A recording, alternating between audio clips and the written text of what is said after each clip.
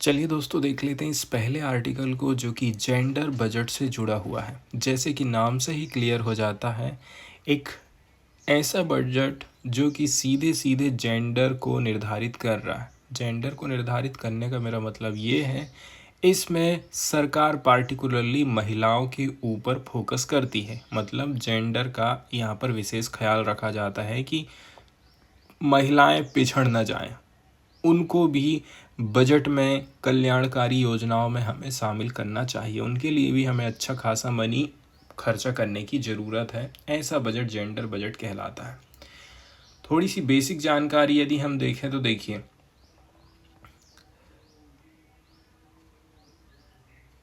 UNDP की यदि हम चर्चा करें, संयुक्त राष्ट्र विकास कार्यक्रम की बात करें तो जेंडर बजट का उद्देश्य होता है सरकारी खर्चा और नीति में महिला और पुरुषों के बीच जो असमानता है उसको कम करना है और लैंगिक समानता को बढ़ावा देना है, जेंडर इक्वालिटी को बढ़ावा देना है।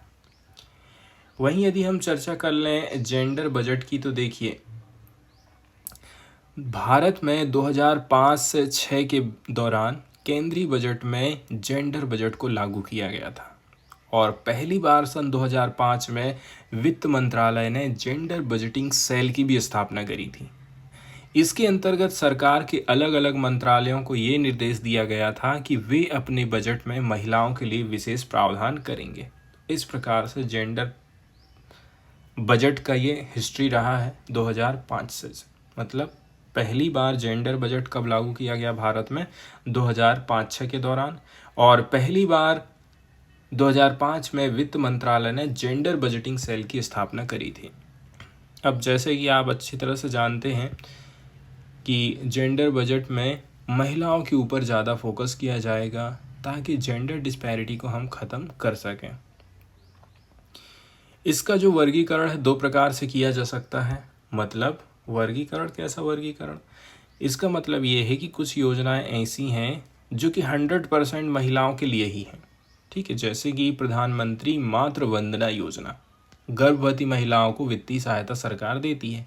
इसके अलावा बेटी बचाओ बेटी पढ़ाओ योजना है, बालिकाओं की शिक्षा और सुरक्षा के लिए स्कीम चलाई गई थी। सेकंड नंबर की जो स्कीम होती हैं, इसमें 30% या फिर ज़्यादा, इससे जो ज़्यादा है लाभ महिलाओं को ही मिलेगा।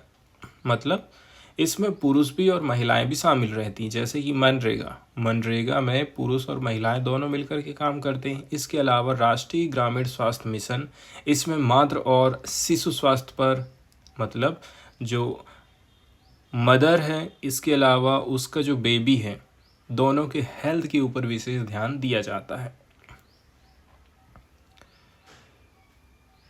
बहुत सारी स्कीम्स हैं जो कि इससे जुड़ी हुई हैं, पार्टिकुलरली जेंडर बजट से जुड़ी हुई। इसका मतलब ये है सरकार ने बहुत सारी योजनाएं लागू करी हैं जो कि महिलाओं के ऊपर काम करती हैं। जैसे बेटी बचाओ बेटी पढ़ाओ योजना, इसके अलावा महिला हेल्पलाइन योजना, निर्भया फंड है। फिर महिला हेल्थ से जुड़ी हुई कुछ योजनाएं हैं जैसे कि प्रधानमंत्री मातृ वंदना योजना, गर्भवती महिलाओं को पैसे दे करके कुछ सहायता प्रोवाइड की जाती है। फिर है जननी सुरक्षा योजना, मतलब हॉस्पिटल में ही डिलीवरी होना चाहिए। फिर आ गई उज्ज्वला स्कीम, जिसके अंतर्गत ग्रामीण महिलाओं को चूल्हे में कंडे से, लकड़ी से खाना बनाने से मुक्ति देने की बात सरकार करती है। सबको गैस का कनेक्शन फ्री में देना, सिलेंडर देना, चूल्हा देना, तो ये चीज़ें उज्ज्वला स्कीम के अंतर्गत करी गई थी। इसके अलावा महिलाओं को रोजगार और वित्तीय सहायता अवेलेबल कराने के लिए महिला स्व सहायता समूह योजना है। स्टैंड अप इंडिया योजना है जो कि महिलाओं को बिजली लोन प्रोवाइड करती है। फिर आ जाती प्रधानमंत्री मुद्रा योजना, महिलाओं को लघु उद्योग स्थापित करने के लिए ये स्कीम प्रोत्साहित करती है। अब हम सीधे चलते हैं आर्टिकल की तरफ और देख लेते हैं इस आर्टिकल को जो कि जेंडर बजट के बारे में चर्चा करता है। भारत सरकार ने 2025-26 के लिए 4.49 लाख करोड़ रुपए का जेंडर बजट पेश किया है। पिछले साल था 3.27 लाख करोड़, मतलब 37% अधिक बजट प्रस्तुत किया गया है सरकार की तरफ से। शुरू में जब हम देखते हैं तो ऐसा लगता है कि ये तो बहुत ज़्यादा पैसा खर्चा कर रहा है सरकार, लेकिन वास्तव में ये चीज़ नहीं है। वास्तव में ये जो पैसा है कहीं और खर्चा किया जा रहा है।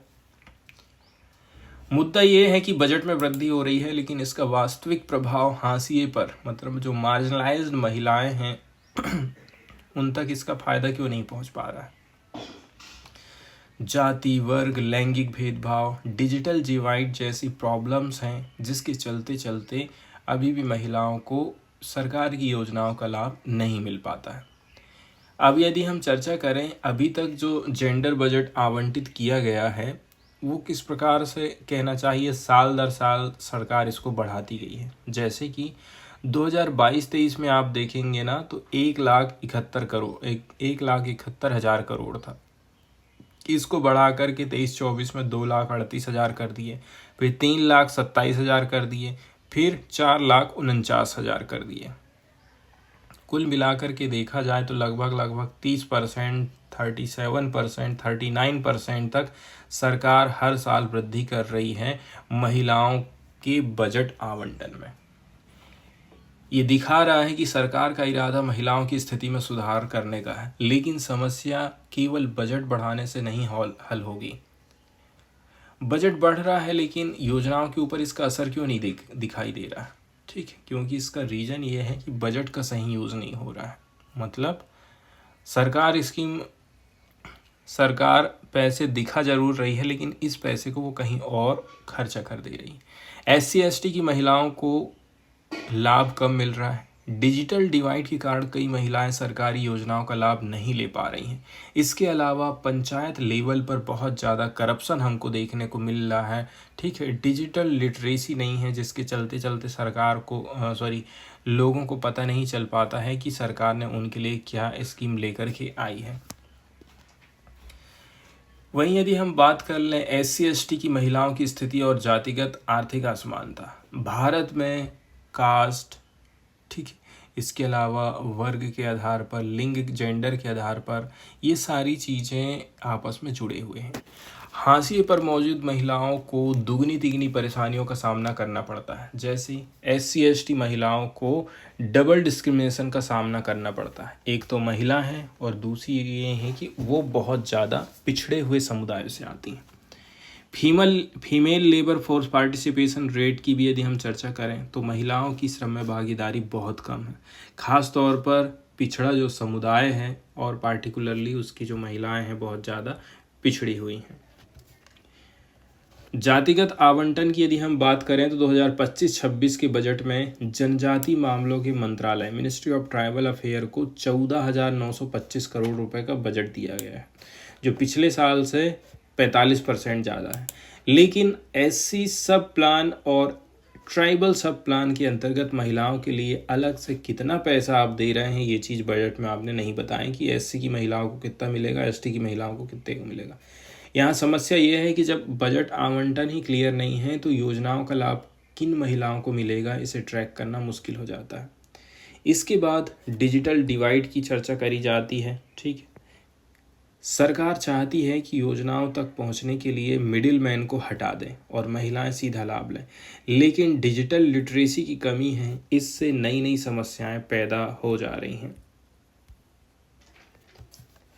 महिलाओं के लिए डिजिटल साक्षरता क्यों जरूरी है? सरकारी योजनाएं अब ऑनलाइन फॉर्म भरने, KYC, आधार लिंकिंग, बैंक खातों से जोड़ने जैसी प्रक्रियाएं ज़्यादा हमको देखने को मिल रही हैं। ग्रामीण और हाशिए की महिलाएं ये सब प्रक्रियाओं से अनजान रहती हैं, एकदम माथापच्ची वाला काम हो जाता है। इसलिए उनको किसी थर्ड व्यक्ति को पकड़ना पड़ता है और वो थर्ड व्यक्ति उनका शोषण करता है। इसका समाधान क्या हो सकता है? डिजिटल लिटरेसी मिशन में आपको पैसे खर्चा करना पड़ेगा, डिजिटल हेल्प सेंटर स्थापित करने पड़ेंगे, महिलाओं के लिए अलग से डिजिटल ट्रेनिंग कार्यक्रम हमको चलाने की ज़रूरत पड़ेगी। इसके बाद यदि हम पंचायती राज व्यवस्था की बात करें तो देखिए, संविधान में पंचायतों में महिलाओं के लिए 33% का रिजर्वेशन दिया गया है, लेकिन कई जगह सरपंच पति की प्रथा हावी हो रही है। मतलब नाम रहेगा महिला का, काम करेगा पुरुष, तो फिर उनके डिसीजन का क्या होगा कि वो किसी भी स्कीम में अपना क्या मत रखती हैं। यानी महिला को सरपंच बना दिया जाता है, लेकिन असली असली जो निर्णय है उसका पति या परिवार का कोई पुरुष लेता है। और अभी हाल फिलहाल में हमने देखे थे ना, पत्नी की जगह में पति शपथ ग्रहण कर रहे हैं। इसके लिए क्या करना पड़ेगा, सरकार को सख्त कानून बनाना है ताकि महिलाएं वास्तविक रूप से सत्ता प्राप्त कर सकें। इसके अलावा शिक्षा और जागरूकता फैलाने की हमको ज़रूरत है। एंड पंचायतों को और भी ज़्यादा वित्तीय स्वतंत्रता देना, मतलब आप पैसे को अपने हिसाब से खर्चा कर सकते हैं। बजट के बेटर यूज़ के लिए आखिर क्या किया जा सकता है, इसके लिए केरल की तरफ से एक स्कीम लॉन्च की गई थी, कुदुम्बश्री स्कीम। ठीक है, केरल में महिलाओं के लीडरशिप वाली कुदुम्बश्री स्कीम को अपनाया गया। इस योजनाओं में महिलाओं ने खुद योजनाओं का क्रियान्वयन किया था और रिजल्ट ये आया थी कि उनकी जो इकोनॉमिक कंडीशन है काफ़ी बेटर हो गई है। समुदाय की भागीदारी से योजनाएं अधिक प्रभावी हुई हैं। हर राज्य में ऐसी पॉलिसीज लागू होना चाहिए। इसके अलावा जेंडर बजट को कहाँ खर्च किया जा रहा है इसकी ट्रैकिंग भी होना चाहिए। इसके लिए एक वेबसाइट बनाई जानी चाहिए। निष्कर्ष में हम ये कह सकते हैं कि केवल बजट को बढ़ाने से कुछ फ़ायदा नहीं होने वाला है। ठीक है, इसके लिए बजट का पैसा कहाँ जा रहा है ये ट्रैक करना है। महिलाओं को योजनाओं के बारे में सही जानकारी कैसे करके मिलेगी। सरकार को टोकनिज्म से बढ़ कर के आगे आकर के असली बदलाव लाने की ज़रूरत है। टोकनिज्म का मतलब ये है खाली नाम मात्र के लिए बजट दिखा देना और रियल में कुछ और ही होना, ये होता है टोकनिज्म। नेक्स्ट वाला जो आर्टिकल यहाँ पर हम चर्चा करने वाले हैं दोस्तों, ये आर्टिकल पार्टिकुलरली बात करता है अभी हाल फिलहाल में थर्ड लैंग्वेज वाला जो फॉर्मूला है उसको लेकर के साउदर्न स्टेट काफ़ी ज़्यादा विरोध कर रहे हैं। उनका कहना है यदि थर्ड लैंग्वेज का फार्मूला लागू हो जाता है तो इससे जो नॉर्थ वाले हिंदी स्पीकिंग स्टेट हैं उनको ज़्यादा फ़ायदा मिलने वाला है, क्योंकि उनकी ऑलरेडी से हिंदी अच्छी रहती है। लेकिन साउथ के जो स्टेट हैं वहाँ पर देखा जाए एक तो इंग्लिश और दूसरी वहाँ की लोकल लैंग्वेज, वो दो भाषा को ही अच्छी तरह से जानते हैं।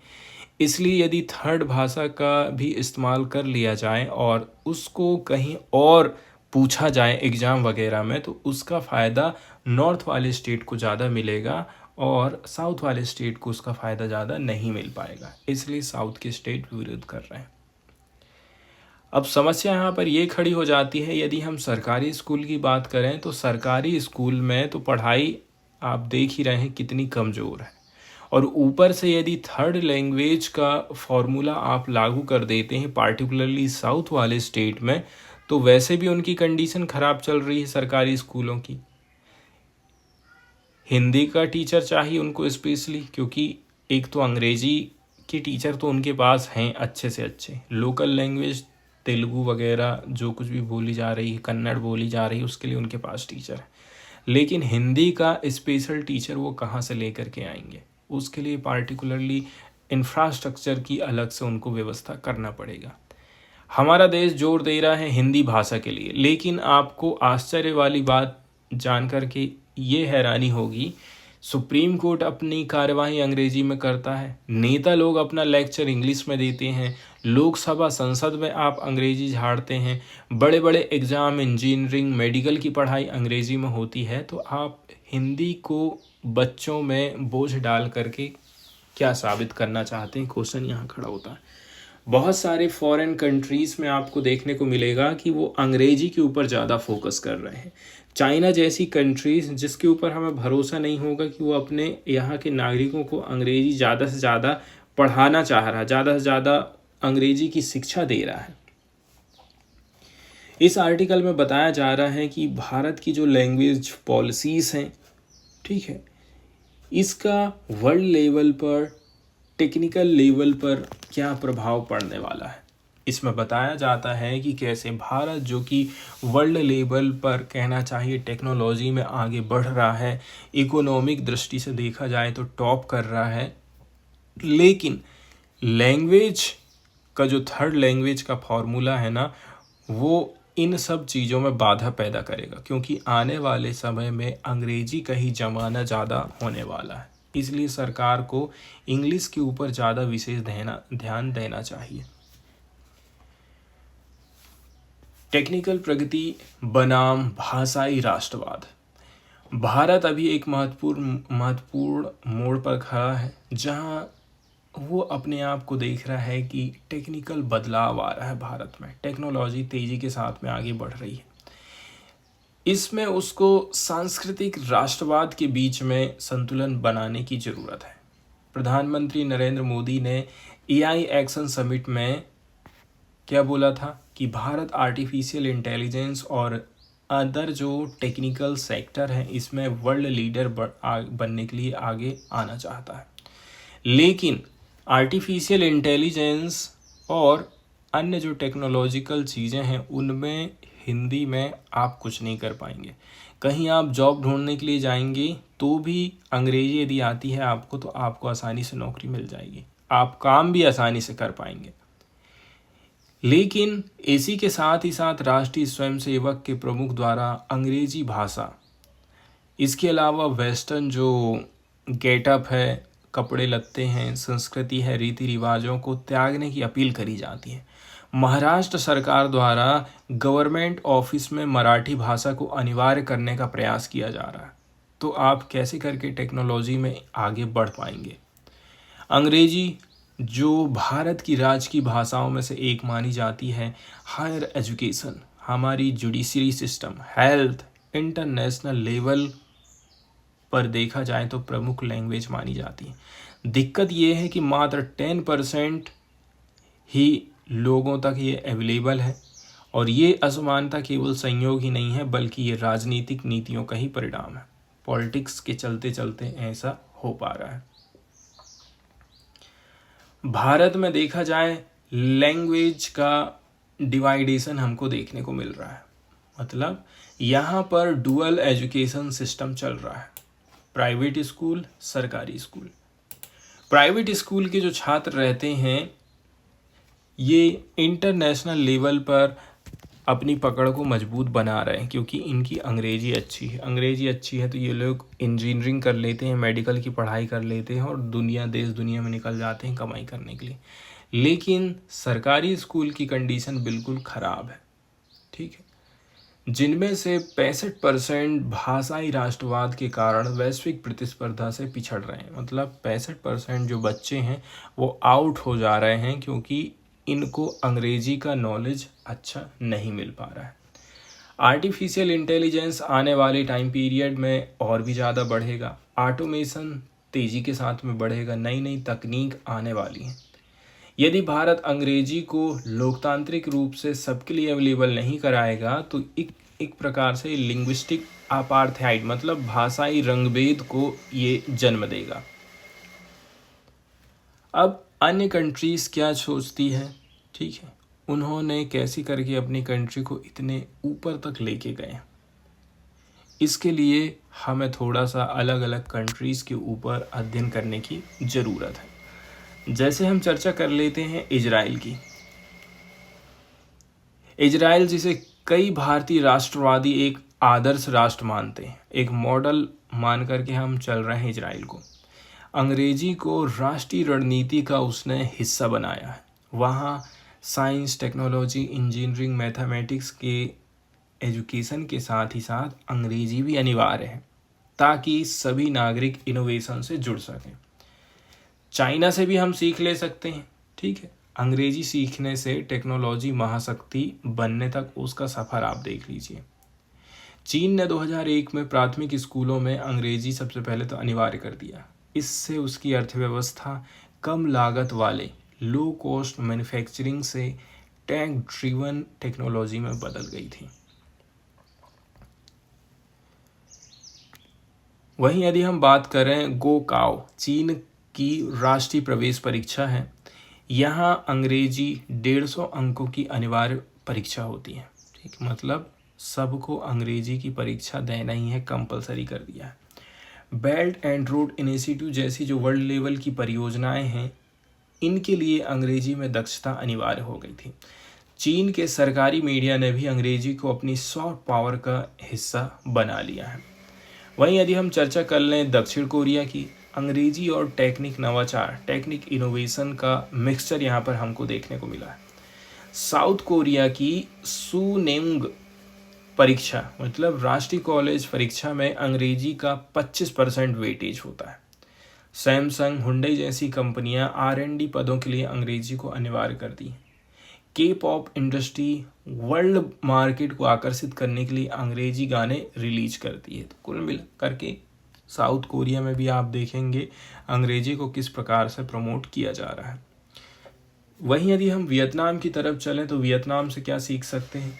वियतनाम ने 2008 में नेशनल फॉरेन लैंग्वेज प्रोजेक्ट चालू किया था। मतलब 70% हाई स्कूल ग्रेजुएट, 100% सरकारी कर्मचारियों को अंग्रेजी में दक्ष बनाना था।